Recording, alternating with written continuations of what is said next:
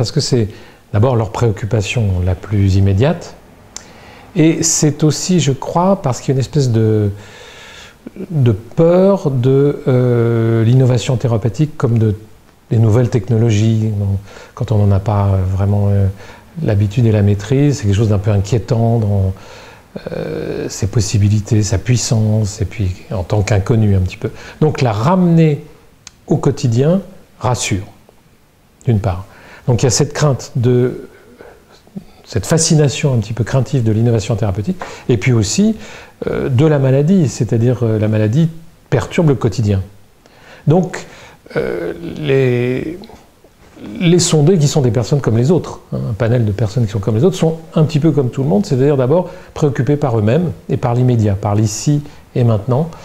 Et donc c'est vraiment la gestion du quotidien, éventuellement avec une maladie, qui leur importe. Et qu'ils ont beaucoup de mal à envisager l'innovation thérapeutique comme quelque chose qui peut guérir. Enfin, ils ont du mal à la projeter dans l'avenir et à avoir des conséquences, à y voir des conséquences de lutte contre la maladie. C'est plutôt la gestion de la maladie qui leur importe, parce qu'ils sont dedans.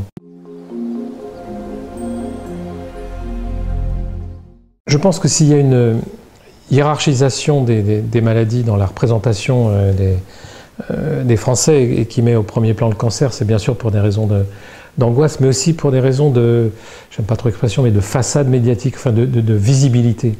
Alors donc il y a des pathologies phares, parce qu'elles sont effectivement placées sous l'éclairage des médias, il y a quelque chose de spectaculaire, et une mise en spectacle d'une certaine façon, qui n'est pas toujours rationnelle, encore une fois par des scoops, qui ne tient pas compte de la réalité et de la prégnance, par exemple, des affections chroniques qui se développent réellement et dont les Français ont moins conscience que les médecins, qui eux s'interrogent et s'inquiètent sur cette expansion des maladies chroniques, et donc sur la prévention qui pourrait en être faite. Et il n'y a pas de prise de conscience de la part des Français, parce que finalement ils ne les intègrent que quand ils sont touchés par elles. Donc il y a un problème d'information sur la prévention. Et la question du diabète, par exemple, entre tout à fait dans cette catégorie.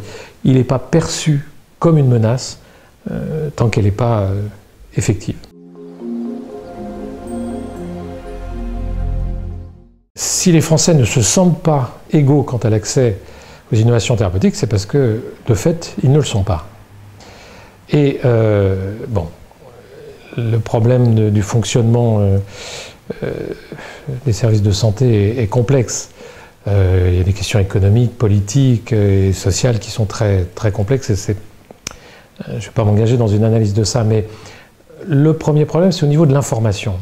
Il y a peut-être une inégalité devant l'information et l'accès à l'information, qui est la première porte d'entrée vers l'accès à l'innovation en elle-même. Dès qu'on parle d'innovation thérapeutique, il y a aussi un discours critique, éthique, parce qu'il y a des problèmes éthiques, des problèmes anthropologiques qui surgissent avec les nouvelles technologies et les innovations thérapeutiques les plus avancées.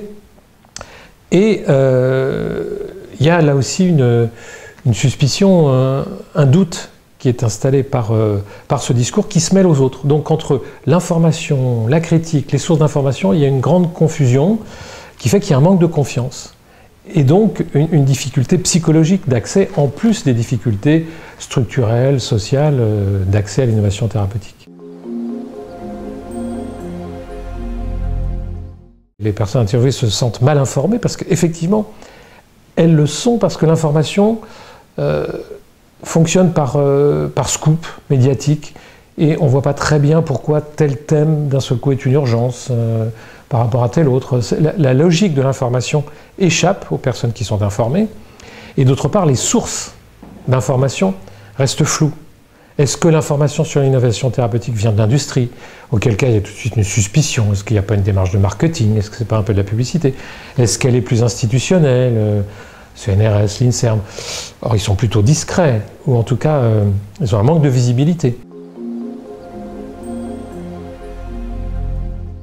Il y a les chercheurs, il y a l'industrie, et finalement, il y a un pont, bien évident, entre les deux. Le problème, c'est que la recherche a besoin d'être aussi une recherche fondamentale.